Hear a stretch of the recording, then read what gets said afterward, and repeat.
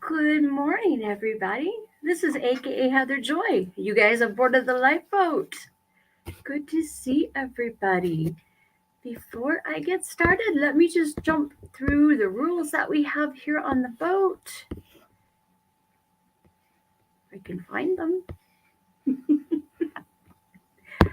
Okay, number one, please don't discuss politics in the chat and the comment section. We'll leave that to Tommy. He knows when it's appropriate. The second one is please no overbearing religion. This is not a religious channel. It's fine to offer to pray for one another or just say things like, I couldn't have found sobriety without my faith. Those things are fine, but please leave it there. Let's see, the third one, please refrain from swearing in the comment section and the live chat both. As Tommy always says, you can't control your mouth and you can't control your life. And I agree with him on that one. And the fourth one, no trolls. You guys, there's no room for mean people on this boat at all. I always say this, but it is true. We have all the room that we need on this boat for people that want to get sober and stay sober. We've got all the room in the world for that. But mean people, nope. You're going to get banned, and you'll get banned forever if you're going to be mean. We just won't put up with that. So, and also I want to tell, if God is divine is listening, I'm not sure what happened. I did not mean to hide your comments. I didn't mean to block you. I think we've got it fixed, but I'm not quite sure if there's some way that you can. Let me see if you're in the chat here. We have Annette and Charlie, Paul Sargent, John Doe, Valerie, Charlie Mullins, James, Full of Hope, Annette, Seventh Son. Let's see. Brandon Calloway, there he is. Let's see. If I miss anybody, I'm sorry. Oh, there's Free Xenu Project. Welcome. Glad you are here. Let's see. All right. And you know what? Let me go back to that one. Where did I see that? Oh, Colburn Spencer is here. Good morning. Where did that? I saw a comment from, there it is, right there. Full of Hope says poop, poopity poop. Saturday is a washout already. Have y'all doing better across the pond? Well, 6 a.m. where I am. It's so far so good. So I don't know. I'm sorry. That doesn't sound like a great Saturday. We'll make up for it tonight. Tommy and I are going to do another trivia tonight. We're going to do 90s this time. So for all you younger, all of you children that are more the age of my kids, well, my kids were born in the 90s. So anyway, but you know what I mean. It should be fun. So Full of Hope, I hope we can make up for your rotten day. We'll do our best anyway. Let's see. Anybody else? Lemmy is in here. Good morning. How you doing, Lemmy? I hope you're feeling better. Let's see. Before I jump into the second half of Your Inner Child, I found something interesting. If I can pull it up, where did it go? Not that one. Where did it go? Maybe it was that one. Okay, yes, I found an article this morning, and I just thought it was interesting. I wanted to share that with you guys because we have talked about social media addiction. And this one is from SciPost, as in psychology. SciPost says a new study finds small reductions in social media use are linked to improvements in health and well-being. And listen to this, guys. It says here, reducing social media usage by as little as 15 minutes per day can increase health and well-being, claims a new study published in the Journal of Technology and Behavioral Science. The findings indicate that This is all, guys. You can all do this. A 15-minute reduction in social media use has positive consequences for one's social life, vitality, and health. And it says here research has shown that excessive social media can lead to a range of negative outcomes. We know that, including increased feelings of loneliness, anxiety, and depression. Social media use has also been linked to poor sleep quality, decreased physical activity, and decreased face to face interaction, which is something I think we all need, especially kids. They need that face to face interaction, not face to screen. Anyway, these negative outcomes are particularly concerning given that young adults are among the heaviest social media users, with many spending several hours daily on social media platforms. Several? Well, I think the definition of several isn't it 3 to 20? So yeah, I know that kids are on a lot more. Anyway, it goes on and gives a lot of numbers and everything, but I just thought that was interesting. Just a 15-minute a day reduction. That's that's significant. We could all do that, just limit the time we're spending on the screen. You're looking at the screen, just reduce that by 15 minutes a day. That's a good start. That's and there's something good about it. So I thought that one was good. Anyway, let's see. Let me get up my notes here. Here we go. Okay, let's finish this inner child. Um, what do I want to call this? I guess just the second half of the show. I don't know. Anyway, let me just review really quickly. We had talked about your inner child and how an inner how your inner child can be wounded, and that can really affect the things that happen to you, especially when you're young. The first 7 years, you it has a huge everything that goes on around you that first 7 years really has a huge impact on you, and that's where you get your patterns, the way that you think, the way that you behave. A lot of things get into your subconscious during that first 7 years, and really set the patterns for how you're going to be in your adult life. And if you are in an environment when you're growing up that's really chaotic or violent, or maybe you're not getting enough attention, you're not getting the things that you need from your parents, it's going to hurt you, and it's going to have an effect on you. You carry this into adulthood.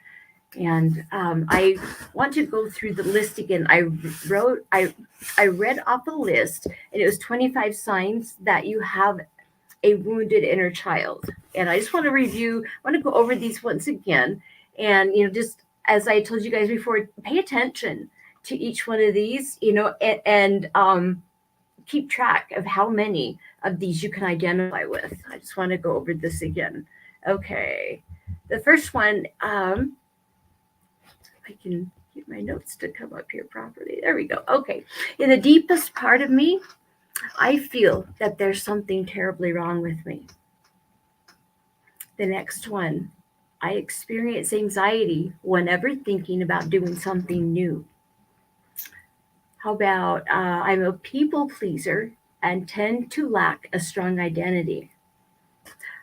I'm a rebel or misfit, and I feel more alive when I'm in conflict with other people.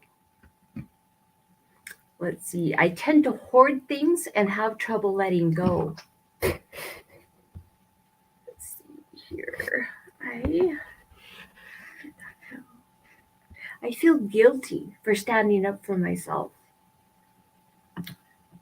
I feel inadequate and not good enough as a man or woman.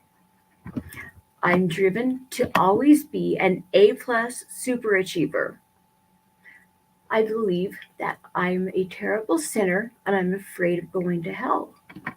I constantly criticize myself for being inadequate or unworthy. And I didn't get my contacts in yet this morning, so that's better. I'm rigid and perfectionistic. I have trouble starting or finishing things. I'm ashamed. Oh, there it went again. Okay. I am. I am ashamed of expressing strong emotions such as sadness or anger. I rarely get mad, but when I do, I become rageful. I was thinking about this one. I've experienced that. I really try to suppress anger and frustration, and it gets tamped down, bottled up, and when it comes out, the person that's standing in front of me gets it, and I always apologize afterwards, but I've experienced that. However, my husband, when he was married to his first wife, the job that they had during the summer when they were both going to college, uh, where were they going? Oh, Um, Southern Utah University, SUU. Anyway, during the summer, they were caretakers at Fish Lake. It's kind of in central Utah. It's a really beautiful place, really high elevation. There's this gorgeous, really old lodge, log. Just it's a massive thing, and it's just gorgeous. But they were the caretakers for that area and for the campgrounds. And my husband mowed the lawns, kept things in order. They have a boat rental there, and a lot, scuba divers really like to use Fish Lake as their lake for training. And I don't remember why. Anyway, um, where the boats are going in and out, you've got to be mindful and careful. And he kept telling these people were scuba diving where these boats were coming in and out, and they weren't paying attention, and the boat, the people in the boats couldn't see them. They didn't know they were there, and it could have, things could have gotten somebody could have gotten hurt very badly. And he kept telling them, and he kept telling them, and they weren't listening to him. And I guess he lost his temper so badly that when he was with his first wife, it terrified her.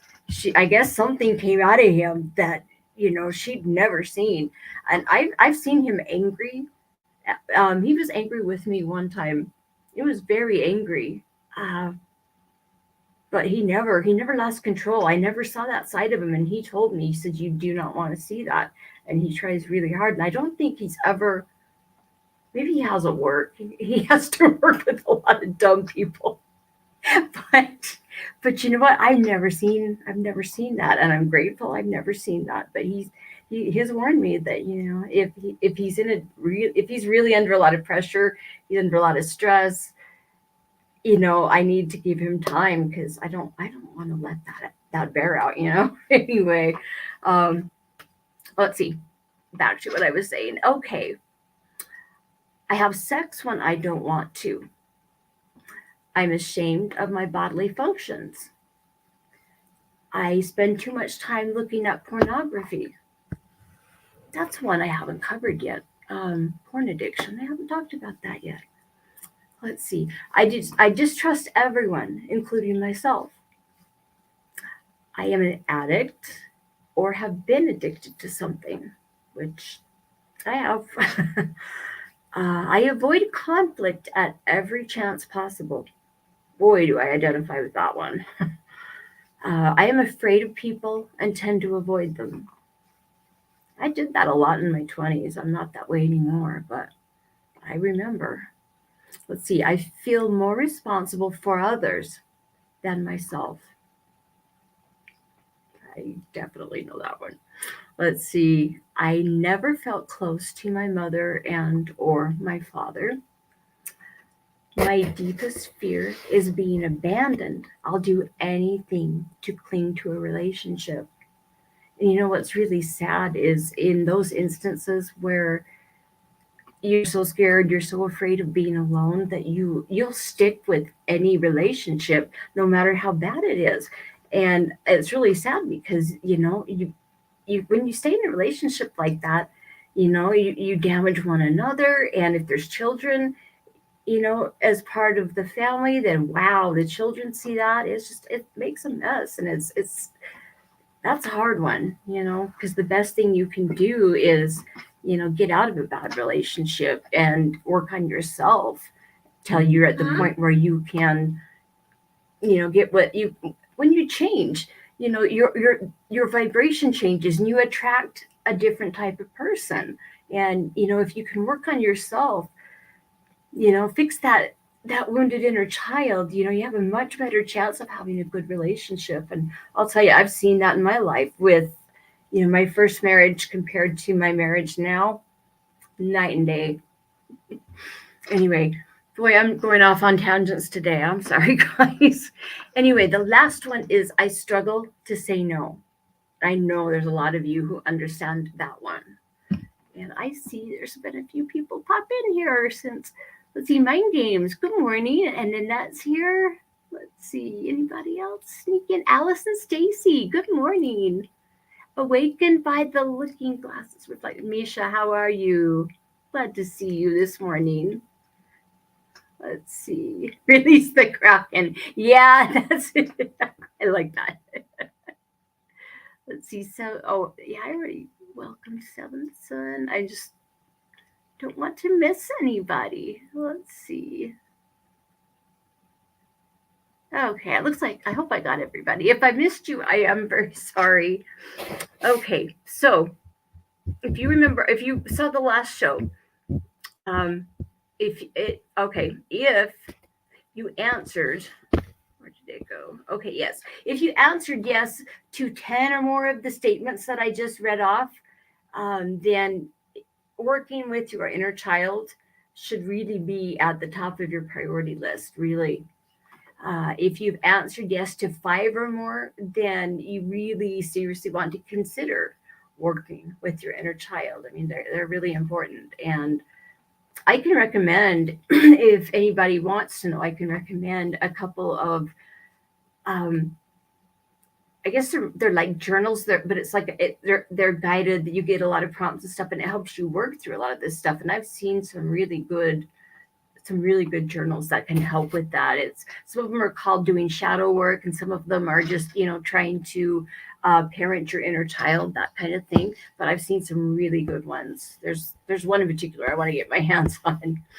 Anyway, where did it go?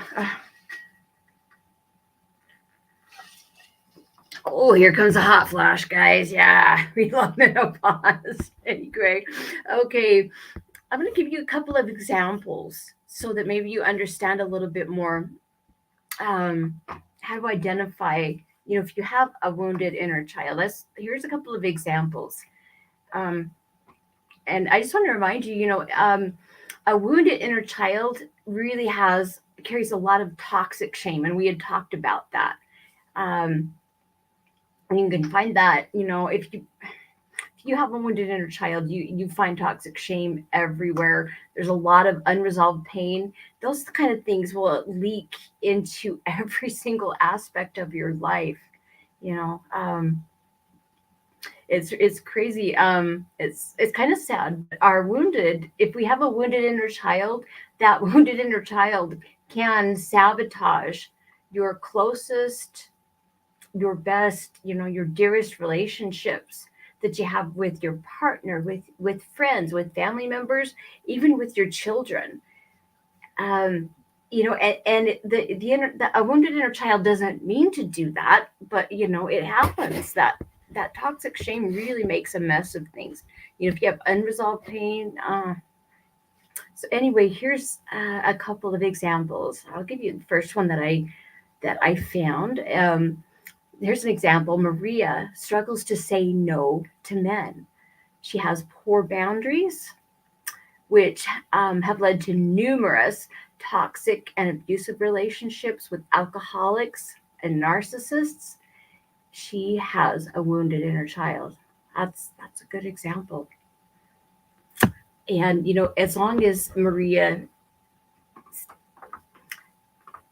does not take care of that inner child, she's going to continue to attract those type of partners, and she's going to continue to have that type of relationship.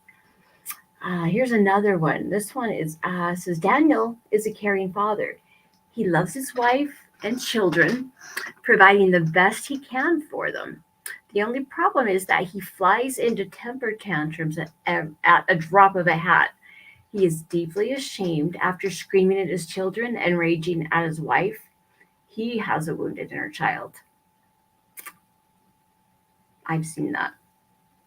I've seen that with my mother a lot. just flying into a rage. And I mean, I know she's been wounded very deeply. Here's another one.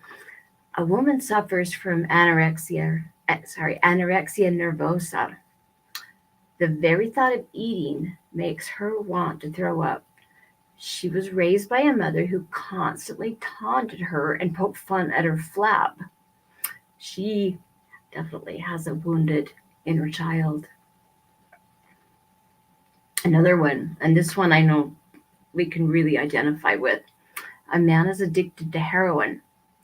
He was abandoned as a child by his mother and was beaten constantly by his father. He definitely has a wounded inner child. Let's see the next one here. Jessica is a relationship hopper. She loves the thrill of falling in love, but cannot tolerate getting emotionally close to her partners. She then unconsciously sabotages the relationship by seeking out ways to alienate herself, and then she leaves. She was raised by a father who preferred moving from one woman to another rather than spending time with her. She has a wounded inner child. Definitely. Here's another one.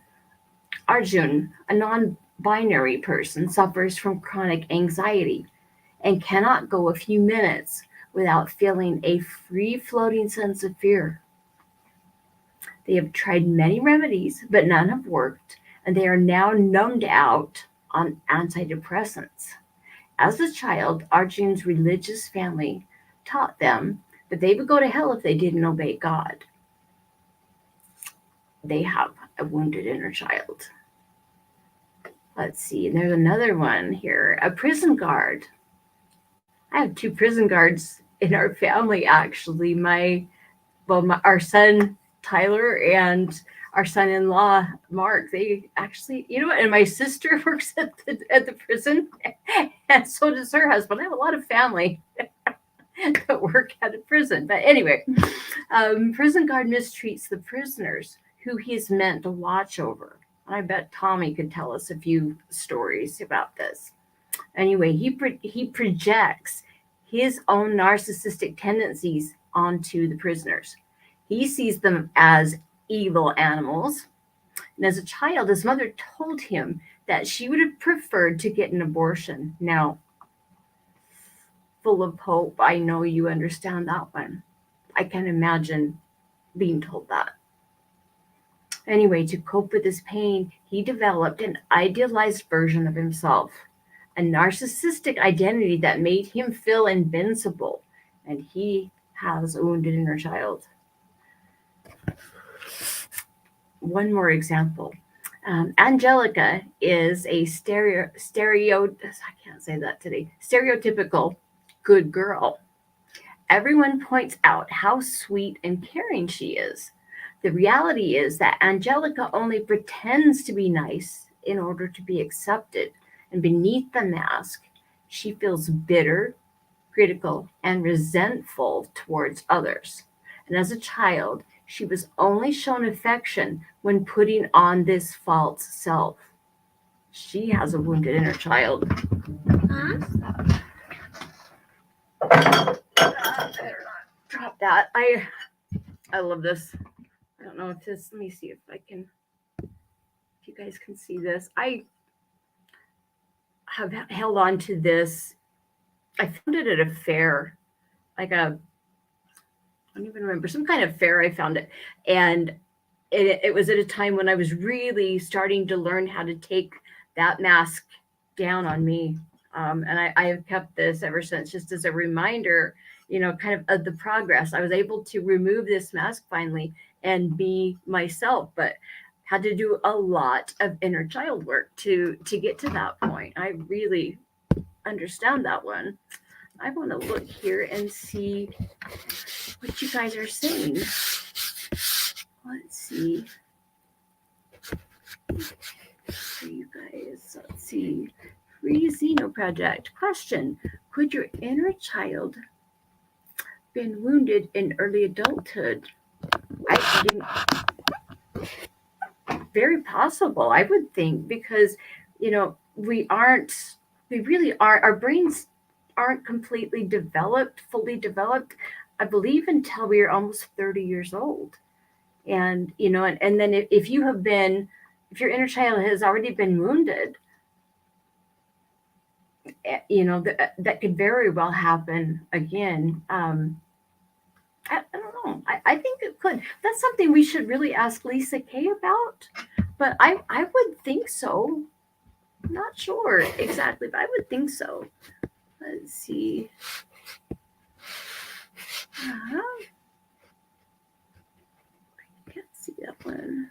What did that say? Well, maybe this is Coburn. Well, maybe teens. The child has a harder time understanding what has happened rather than the adult who gets hurt and understands. But what I was trying to say, and I really failed. I was trying to explain was that when you are wounded, when your psyche is wounded, when you're younger, a lot of times that development, your emotional development really kind of gets stunted. And so something that could happen in young adulthood, it would make sense to me that if you've been stunted and you haven't been able to progress to that, young adult level, you very well could not understand things, that I don't know. I would think that it could happen. Let's see. What else have we got here?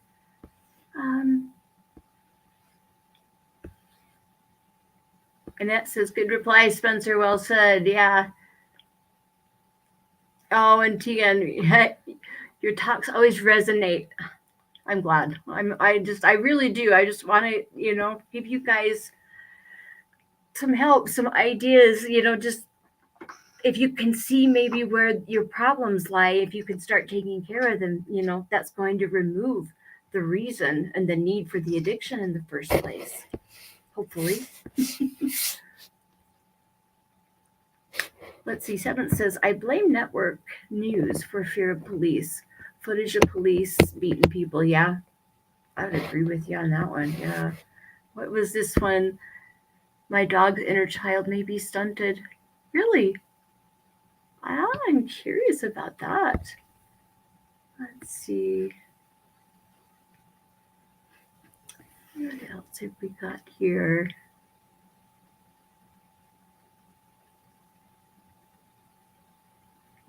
Inner child carries all your pain and won't let it out until you acknowledge him or her. Yeah. And that, yeah, good point. Let's see. And Tegan, I had 2 years of therapy after a narcissistic sibling, mother, abusive father upbringing. The main thing I learned was to love my inner child and grieve for her. Ooh, that's great. I am so glad that you've been able to do some therapy and some of that work. That wonderful. Thank you for sharing that. Let's see. Okay, there we go. Okay, let me flip back to my notes now and let's see. As I was telling you guys a minute ago, if you've got a wounded inner child, you're full of toxic shame. And that inner child really can sabotage your life. And I have a list here of 5 different ways that can happen. And let's see if any of these resonate with you guys. Let's see. Now, as I was saying, your inner child does not intentionally seek to sabotage your life. It's just that, you've got these negative behaviors that are kind of a byproduct of, pain that hasn't been resolved yet from your childhood. And it's also, before I jump into these five different types of ways, I want you guys to understand that your inner child can also have a lot of positivity. There's a lot of untapped wonder, creativity, humor, um, childlike wisdom. Sometimes when my kids were little, sometimes they just say something and you just look at them like, whoa, that was profound. Sometimes kids really do have some just basic simple wisdom, and I love that. But your inner child has those qualities too, and they can share that with you, or you can kind of tap into that. I hope that makes sense. So remember that it's not all, if you've got a wounded inner child, it's still not all bad. It's really important for everybody to tap into their inner child for the reasons that I just told you about, just the creativity, the imagination, the wonder. I mean, think about look back at, when you were a kid, and think about your favorite things to do, or maybe you went to a new place, a new city, or you go to a museum or something. There's just so much to learn and to see and to do. And I just remember as a kid, just sometimes life was magical. There were moments that were just magic because of imagination and wonder, all these things that I said, they were very positive at times. Anyway, here are basically, these are kind of the top 5 ways that your inner child can sabotage your life. And the first one, I know this one really well: codependency. There's codependency and counter dependent behavior. Now, codependency, this is when we really don't have a sense of our true needs. We don't really know what we want. We don't really know what we value. It's the person we're in the relationship with, and it's usually a mother or father, or your caregiver. A lot of times you get into a codependent relationship and they become your source of everything. How they react is, it becomes how you feel and how you respond. It kind of becomes your identity, and you really don't know who you are, in this. If you're in a codependent relationship, um, you really do become out of touch with your authentic self. I've done a show about authenticity. I think I need to do that one again, because we've got all these new people, and that was really, I really like that one personally, the authenticity. But anyway, you lack that. You kind of lack your identity when you're in a codependent relationship, and you can really very easily merge with other people. I mean, I did this with my mother, and once I left home, I got married very, very young, and my first husband became my identity. Everything that he was interested in became my world, and I really didn't know who. I remember when I was 27, starting to wonder, who am I really? What do I really want to do? What are my goals? And what are, you know, I remember that very distinctly. But anyway, merging with other people is really dangerous, because your own personal boundaries, you just don't have them. You those type of relationships can become really toxic, very abusive, and very one-sided. And we depend on other people for our happiness, and we rely exclusively on that person you're in that codependent relationship with, for to fulfill your needs, and they don't get met, and it's really sad. um, there's a problem with that. If you derive all of your emotional sustenance, um, from someone else, from something outside of you, to give you a type of identity, your life just doesn't feel right. It's kind of a dangerous thing. And this codependency, it really begins in childhood, especially if your home, your environment is violent, or if emotionally, physically, chemically, sexually, if any of those things are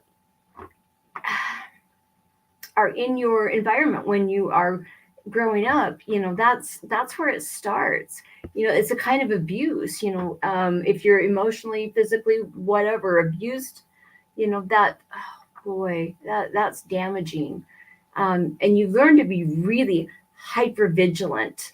You're so focused on everything around you. You're focused on your environment all the time. I remember this very distinctly, and I still have these habits, and I'm still trying to get over them. But growing up, my mother really was a mess, and she'd been through a lot growing up. And our home was emotionally and mentally very, very abusive. There was violence, but it was usually not. It wasn't physical violence on us. It was just things were thrown and things were broken. But it was very scary at times. And like I was saying, you become very hyper vigilant. You're always scanning your environment to try to pick up on anything. You want to, you become responsible for that other person, and you are going to do everything you can to keep them happy and hope that they don't fly into another rage. I know there's a lot of you that know exactly what I'm talking about here.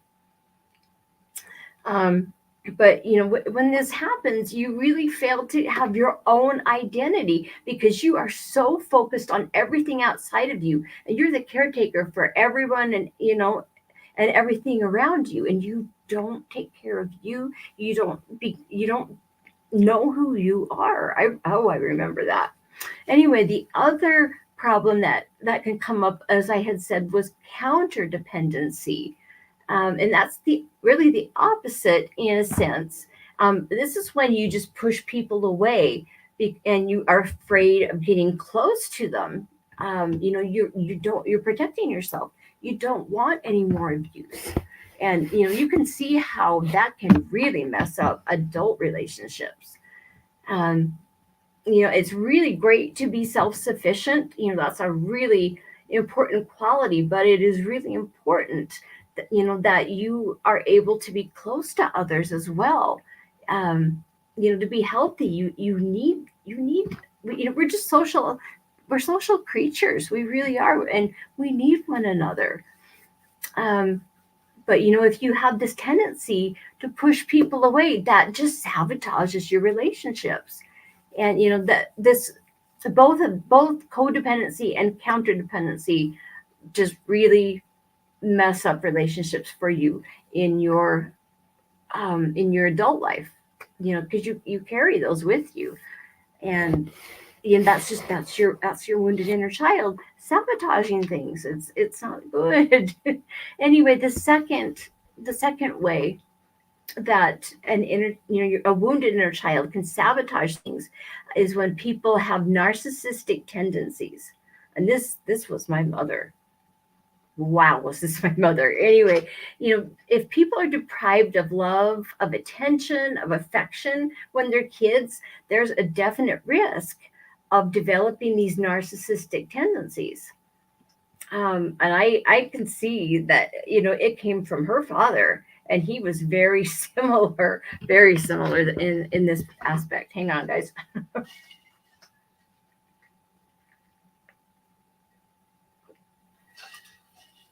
Sorry, just dry today.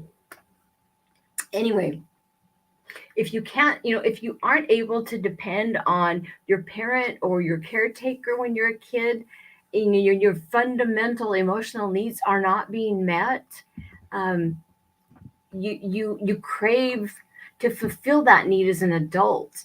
So if you're being starved of love, of affection, it can often produce an adult that just has this insatiable need for attention. I know you guys know what I'm talking about. You've seen this, surely. But people that are narcissists, they have this insatiable need for everything to be about them. They have a need for attention, a need for validation, for admiration. These narcissistic tendencies that people can get sometimes, um, it manifests often in this person with narcissistic tendencies, wants to have the perfect partner, and it becomes kind of something obsessive. um, you need the perfect partner as kind of like eye candy in a way. You want it to look, you want to be admired for everything you do, and your partner as well. But the thing is that it's all external. There's not, that person has nothing inside. They're trying to get their all of their needs met from everybody and everything around them, and it just doesn't work. It really doesn't work. My mother just had been deprived of so much love, so much affection, and there was so much emotional abuse. I don't know if there was any other type, but I know she was wounded very deeply. And so everything was about her. It didn't matter what I needed or what my brothers and sisters needed, as far as emotional attention, affection, that kind of thing. Didn't matter. Our needs just weren't met. They weren't important. It was all about her. And it was interesting. I had never considered my mom to be a narcissist at first, because I wasn't thinking about the whole definition of narcissism. I was just thinking that narcissists just have that attitude of they are better than everyone else, and everything is all about them. But I didn't, because my mother doesn't come off that way. But as far as everything emotionally, um like I said, her validation, everything came from externally. And she deprived the rest of us of the love, the attention that we needed.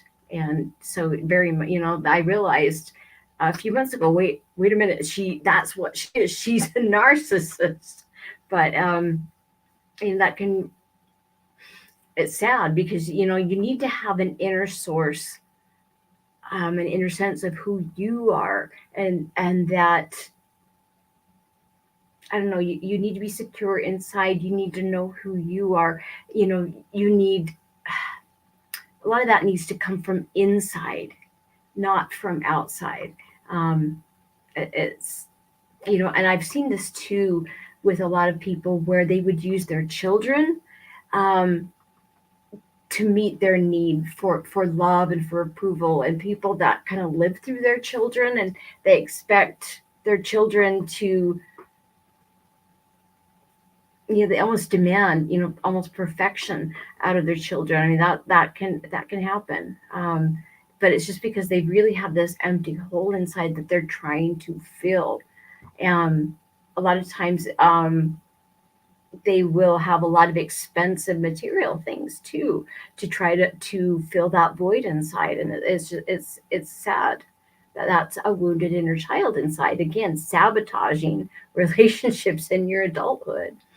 Anyway, the third type, and I better see what time it is. Wow, man, I talk, you guys. Oh, jabberjaws. Anyway, the third type, is some aggressive behavior. There's a notion a lot of the time that your inner child is very quiet and passive and long suffering. That's a myth. A lot of times, a wounded inner child can be really angry, or aggressive, or petulant, pouty, and moody. And I've experienced that myself. But if there's a lot of violence, I don't know. In this world today, there's a lot of violence. There's a lot of bloodshed. There's a lot of chaos going on right now in the world, and I honestly think that a lot of that comes from childhood trauma. people that did not have their needs met. They've got that wounded inner child. That wounded inner child sometimes is the one that runs the show. And look at our world right now. Things are a mess. I think a lot of this starts right here. And I was reading the other day, they gave an example in, gosh, what article was that? I think it was in the Journal of Psychology. I don't remember now, but they were actually talking about, and I don't dare say his name, but the dude with the mustache, the German dude, that guy. When he was a child, he was beaten a lot, and he was shamed as a child. His father was rather sadistic, and let's see, I think if I remember right, wasn't he actually his father? He was a bastard child, if I remember correctly. Anyway, but look at all the damage that he did. But think about other leaders like Stalin or um, is it Mao Zedong in China. I'm just thinking of the huge amounts of death. Things that happened were so horrible in the 20th century, by people who probably had a very wounded inner child inside. I can definitely see that with Stalin. Oh my goodness, he was total narcissist and very aggressive. Anyway, also, prisons are full of a lot of men and women who have a wounded inner child inside. And a lot of criminals just simply react the abuse that they experienced as children. Um, let's see, else have I got that I had written down? Let's see. Okay, if we were raised in families that spoiled us and that pampered us, that can actually breed a kind of environment, or sorry, it can kind of create an environment where you have a wounded inner child that believes they really are superior to other people. And so they feel justified in abusing and hurting others. That's another example right there of aggression. Anyway, the fourth one, I have five here. The fourth one would be addictions and compulsions, guys. We all know this one. Addictions, compulsions. As adults, if we're struggling with something like that, we definitely have a wounded inner child. A lot of times we were abandoned, and it doesn't mean physically abandoned necessarily. It can be just abandoned emotionally. That's what I grew up with. I really understand that one. But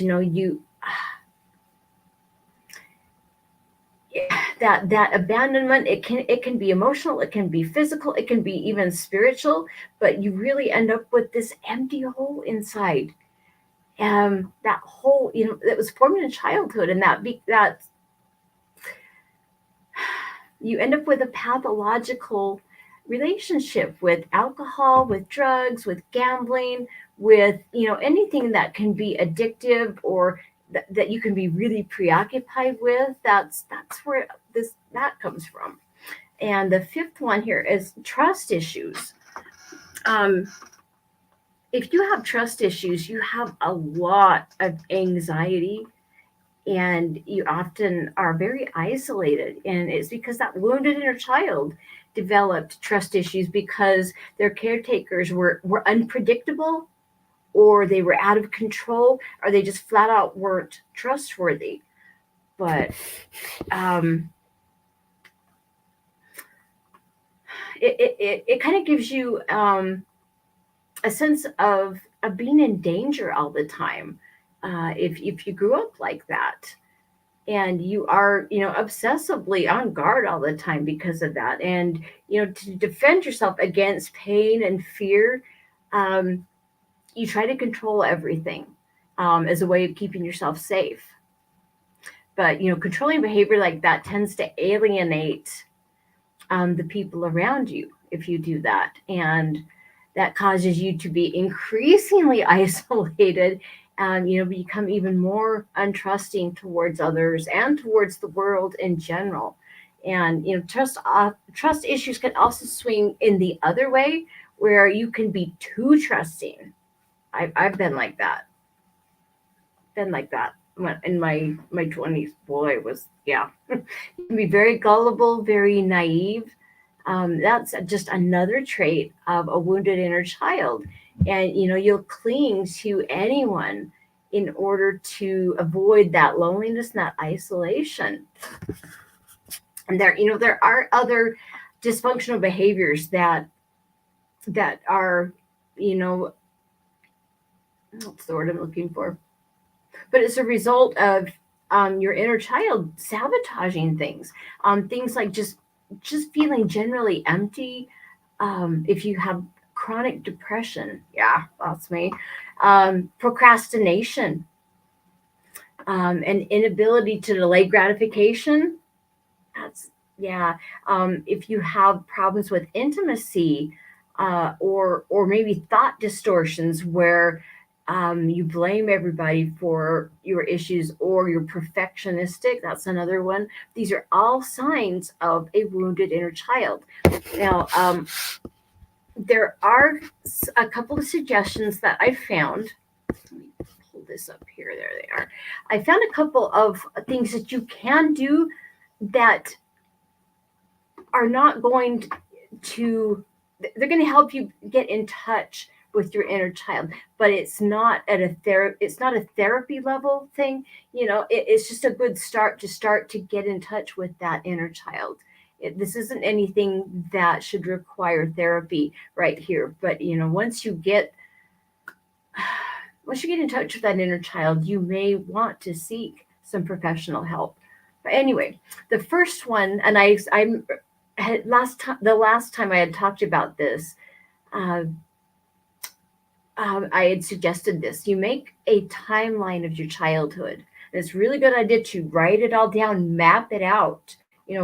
Birth here, the point where you are here, and then fill it in. All the important events, things that, good things, bad things, but, put all the important things, all the events and things. That's a good start right there. The second suggestion is to write a letter to your inner child. I've done that. Actually, I've done that probably 5 or 6 times now.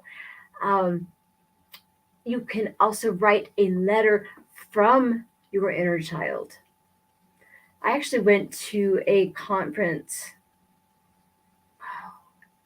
What was it? It was a conference. I don't remember exactly what it was about, but I went to it when I was a psych nurse, and they wanted us to experience, or at least try to experience, working with your inner child. And what they did was they would ask us questions of our inner child, and then they wanted us to write with our non-dominant hand and write the answers as a way of getting in touch with your inner child. It was really interesting. It didn't do anything for me, and I didn't, but some people in the audience were just breaking down. I mean, that's another way. But anyway, just simply sharing your pain with somebody that you know, that you love, that you trust, that's a good step right there. Another one is to practice very loving and supporting affirmations. That's a good one. Another thing that you can do is an inner child visualization or meditation. And I have found a lot of really good inner child guided meditations on YouTube. But anyway, the very last one I have here is simply to be your own protector and nurturer. Um, and I would go more in depth on each of these, but we've got 5 minutes left, so I won't. But I will write those 7 things down on the community. What is it called? The community post, whatever. I'll list those down on there so you guys can look at those and remember. Maybe there's some of them that you might want to work on. Anyway, let me pull back the comments up here. Let's see. I love that. Oh, look at this, guys. This is awesome. Where'd you go? There it is. Awaken says, I've been high-fiving myself in the mirror lately. I love that. I love that. That's awesome. That's a good one. Some really supportive, positive affirmations by high-fiving yourself. I like that one. Let's see. Miss Fees. I'm curious why, but Miss Fee says, I'm sure I'll experience my inner child a lot in the next few weeks. What's going on? That will be interesting. Let's see. Free Project says, this is making me wonder about something that happened when I was very young, 4 or 5. I have to wonder. That's probably a good start right there, to maybe do some writing or I don't know. I find a lot of things when I'm just writing in my journal. Sometimes I don't even have a specific thing I'm writing about. I just start spilling things out on the paper, and it's surprising the things that will come out. And all of a sudden, these memories from a very long time ago, all of a sudden, boom, they're there. But I find that with journaling, I find that a lot. Annette says here, there are a lot of videos to help with timelines with trauma and inner work. Yeah, there are some good ones. There is a psychologist, his name's Patrick Tehan, and he does exclusively wounded child, childhood trauma, that kind of thing. And he's got so many videos on YouTube, and I really like them. There's a couple of people that I really am impressed with, but yeah, and there are some good ones, aren't there? There's so much. If you just look, there's so much you can find help for. Let's see. Oh, Awakened. I'm working on a website currently about trauma timelines and self-therapy. Any suggestions, etc. I would really appreciate. We're gonna talk. That's amazing. That sounds like that's very. Such a good thing to help other people, but in the process, you're healing and helping yourself as well. So that's wonderful. Let's see.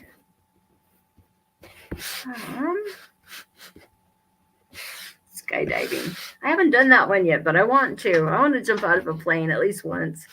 I saw my youngest daughter did it on her 25th birthday, and she showed me the video, and then she went back and did it with her dad the following week, and it looked like so much fun. And she says, Mom, you got to do it. Anytime I can actually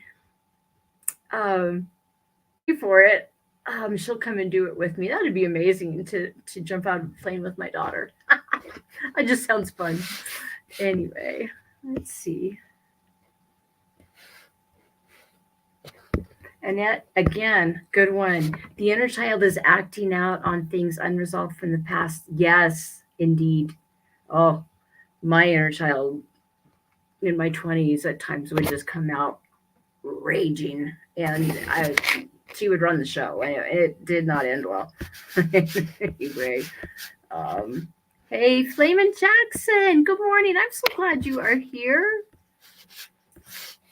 Let's see. Anybody else? Oh, Seagull Rock Squawk, excuse me. Good morning. I'm so glad you were here too. And Rick's here. Awesome. I didn't miss anybody. Flamin' Jackson, how is your ministry going? And I'm curious, do we call you pastor? Do we call you minister? Do we call you what how what's your title? I'm curious. I'm not sure. But you guys, if any of you guys don't know Flamin' Jackson, amazing guy. He's God gave him a call to serve, to preach, and he has. Aren't you working with another a pastor or something? I'm trying to remember. Anyway, you guys, Flamin' Jackson, he's amazing. He's full of love for everybody. And the first time that he will tell you, I love you, you're kind of like, wait, what? You don't know me. You guys, he really means it. He really means it. Really cool guy. Annette, again, bam, you're on, you nail him, girl. I think outside forces cause a lot of our pain. Yep. Anyway, what time is it? Time. I better get going. I am going to my oldest daughter's house today. I'm going to spend a week up there. She and her husband are going on a trip to Mexico. They've never been before. I'm going to babysit the kitties, so I can do that. It'll be a nice week. No chickens, no chores. No, I won't miss my chickens, but no chores. None of that. It'll be nice. Anyway, tonight, Tommy and I are going to be doing SNL on TLB, and we're going to be doing 90s trivia, so that will be fun. It'll be fun. Maybe Tommy will give away a few more bottles of hot sauce. We'll see. I'll have to ask him. But anyway, let's see. I hope I didn't miss anybody. Let me just check one more time. I don't want to miss anyone. Did I say hello to Rick? I hope I did. Let's see. Okay, I hope wait, Jimmy. Where's Jimmy? I just saw somebody say, Jimmy Pickles Pepper Channel. Hey, I'm so glad that you made it. I'm sorry that we are done now, but you can go back and rewatch. Anyway, you guys, I hope you have a great Saturday full of hope. I hope the rest of your day gets better. I'm sorry. Anyway, you guys, hang in there. If you don't have your 5, please get your 5. It's so important, when we are tempted, you have cravings. If you have something you think is going to throw you over the edge, it's so important to have someone that you can call and talk it through. Really important, you guys. So please get your 5, please. Anyway, I hope you guys have a wonderful day, and I will see you guys again in 11 hours. See you then. Thank you for coming, you guys.